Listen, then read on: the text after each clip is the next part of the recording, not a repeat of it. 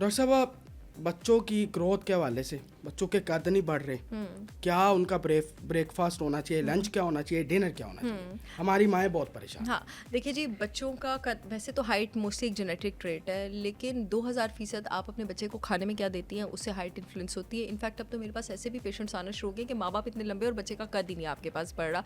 सबसे पहले तो अगर आपके बच्चे की हाइट नहीं बढ़ रही है, उनका ग्रोथ हार्मोन, सीरम इंसुलिन, आपने उनका थायराइड प्रोफाइल चेक करवाना है। इसके साथ साथ आपने उनका जो है विटामिन डी लेवल चेक कराने हैं, उनकी ग्लूटेन सेंसिटिविटी चेक करवाएं और फूड एलर्जी टेस्ट कराएं।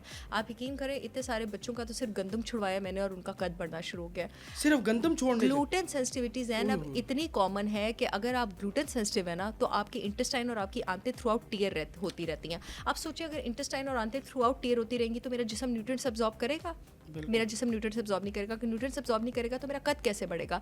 जो आपका ग्रोथ हार्मोन है, जो कि मोस्टली बच्चों में बहुत एक्टिवली सिक्रीट हो रहा होता है, और बच्चे जब रात को हम सोते हैं ना, मैं और आप भी, हमारी उम्र में ये एंटी एजिंग का काम करता है। हम में से जिसका ग्रोथ हार्मोन उतना अच्छा होगा, वो उतनी उसकी एंटी एजिंग वो अपनी उम्र से कम नजर आएगा। और इसके साथ साथ ग्रोथ हार्मोन मर्दों में मसल डेवलपमेंट में, हमें भी मसल डेवलपमेंट में हेल्प करता है। बच्चों में ऑफकोर्स ये आपका कद बढ़ा रहा होता है, आपके मसल्स बढ़ा रहा होता है, सब कुछ कर रहा होता है।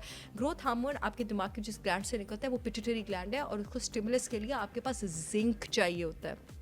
जिन लोगों में, और विटामिन डी चाहिए होता है, पिट्यूटरी में रिसेप्टर्स हैं उसके, जिन लोगों में जिंक और विटामिन डी की कमी होगी, उनकी ग्रोथ हार्मोन की सिक्रीशन उतनी होगी नहीं। अब जिंक किन लोगों में कम होता है? जिंक जनाब उन लोगों में कम होता है जो शुगर, ये जो आप अपने बच्चों को देती है ना, न्यूटेला और जैम और बेकरी और पास्ते, रिफाइंड कार्बोहाइड्रेट सब कुछ लेते हैं। जब आप ये रिफाइंड कार्बोहाइड्रेट, शुगर और जंक फूड लेते हैं, आपके जिस्म से दो चीज़ें बहुत जल्दी डिप्लीट होती हैं, एक जिंक और एक बी विटामिन। बी विटामिन जब डिप्लीट होते हैं, वो एक टोटल अलग डोमेन है, उसमें बच्चे ADHD और ऑटिज्म का रिस्क ज़्यादा होता है। जब जिंक आपके पास डिप्लीट होता है तो आपके पास डायबिटीज़ के प्रॉब्लम होते हैं। जिंक डिप्लीट होता है तो लड़कियों में यही PCOS वगैरह होता है, एंड्रोजन ज़्यादा हो जाते हैं, और बच्चों में ग्रोथ हार्मोन इफेक्ट होता है, उनका कद नहीं बढ़ता। इसलिए अब आप सोचें कि अगर मैं खाने की ऐसी चीज़ ले रही हूँ जो मेरे ग्रोथ हार्मोन का स्टिमुलस ही हटा रहा है, तो क्या बच्चे का कद बढ़ेगा? इतनी आप बड़ी बड़ी गलतियाँ करें, कद नहीं बढ़ेगा। फिर सीरम इंसुलिन कराना इसलिए ज़रूरी होता है कि मोस्टली मैंने अपनी प्रैक्टिस में ये रिलेशन देखा है कि जिन बच्चों का ग्रोथ हार्मोन कम होता है, उनका इंसुलिन भी हमेशा ज़्यादा होता है। आप कनेक्शन समझ रहे हैं? जंक फूड खा रहे हैं, इंसुलिन ज़्यादा है, जिंक भी निकल रहा है, ग्रोथ हार्मोन भी कम है। इन चीज़ों को फिर हम किस तरह से ठीक करते हैं? और अगेन ग्लूटेन सेंसिटिविटी भी मैंने बात की, तो अपने बच्चों को ठोस और खालिस ग़िज़ा दें। उनको जैसे मैंने बताया, अपने नाश्ते का भी मैंने जिक्र किया, चैंपियंस ब्रेकफास्ट दें, आप मल्टीग्रेन आटे दें उनको, आप उनको गोश्त दें, आप उनको अंडे की जर्दियाँ दें। अपने बच्चों को ऑर्गन मीट्स की आदत डालें। अल्लाह ताला ने न्यूट्रिएंट्स का ख़जाना ऑर्गन मीट्स में बचाया हुआ है, जो कि ना माएँ खुद खाती हैं, कहेंगी मैं तो नहीं ये खाती, मैं तो नहीं बड़ा गोश्त खाती। ना आप सेहतमंद है, ना आपका बच्चा सेहतमंद होगा, क्योंकि बच्चे ज़ाहिर है माँ को कॉपी करते हैं। अब मैं अक्सर देखती हूँ बच्चे ऑफिस में आते हैं, मैं भी रेड मीट नहीं खाती, मेरा बच्चा भी रेड मीट नहीं खाता।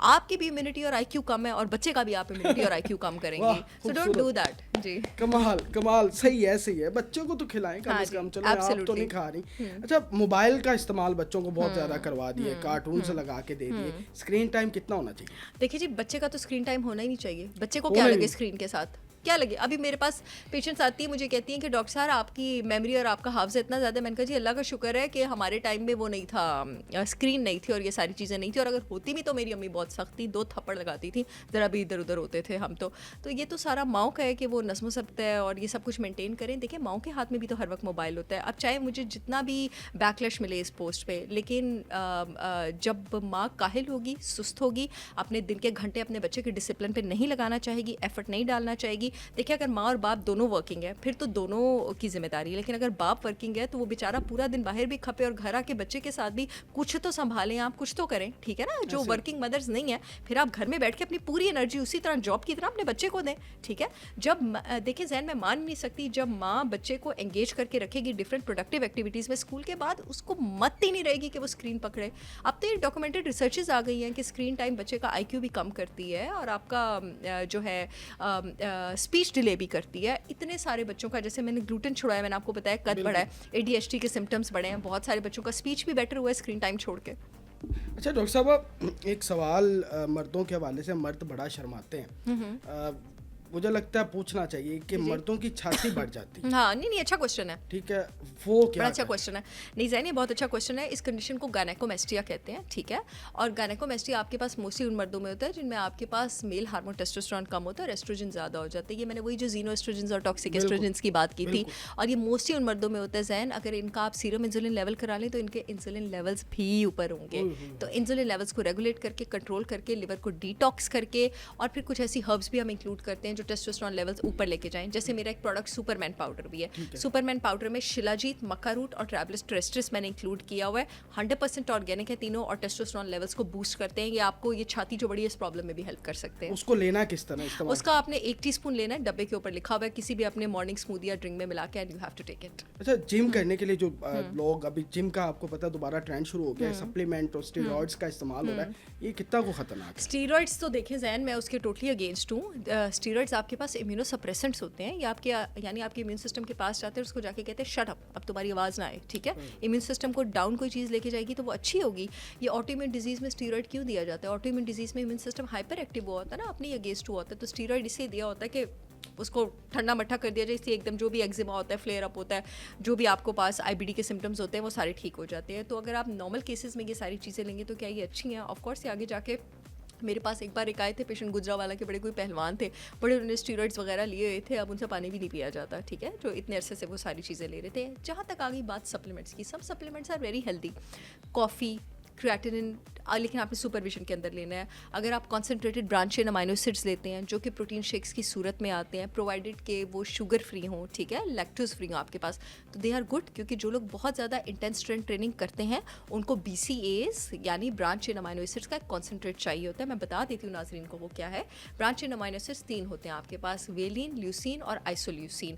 प्रोटीन हमारे पास जो है वो 21 तरह के जुज़ और अमाइनो एसिड से बनता है, जिसमें से 3 ब्रांच चेन होते हैं जो मसल बनाते हैं। इनका हेल्दी एक अच्छी कंपनी का कॉन्सेंट्रेट जो लोग बहुत हैवी स्ट्रेंथ ट्रेनिंग करते हैं बाद सिर्फ उनके लिए, प्री वर्कआउट और पोस्ट वर्कआउट लेते हैं तो इट कैन हेल्प देम, इसमें कोई बुराई नहीं है। अच्छा डॉक्टर साहब, बहुत सारी खवातीन हैं जो प्रेगनेंसी को लेकर बड़ी परेशान है, बच्चा नहीं हो रहा और वो इलाज करवा के तंग आ चुकी हैं। क्या एग्स की कमज़ोरी है या स्पर्म की कमज़ोरी है? इस हवाले से थोड़ा सा जैन की तो बहुत ही बड़ा टॉपिक है ना, कोई भी वजह हो सकती है। देखिए ट्यूब्स में कोई ब्लॉकेज हो सकती है, हो सकता है कि उनके एग्स मैच्योर ही ना होते हो। अच्छा, एग्स मैच्योर होते हो तो हो सकता है एग्स रिलीज ही ना होते हो सकता है कि उनके FSH LH का रेशो ख़राब हो सकता है उनके एस्ट्रोजन प्रोजेस्टेरॉन का रेशो ख़राब हो सकता है कि उनका मेल हार्मोन बहुत ज़्यादा हो, ठीक है, इट कुड बी एनीथिंग। अक्सर ख़वातीन में ओबेसिटी की वजह से भी वही उनके हार्मोन लेवल डिस्टर्ब हो जाते हैं।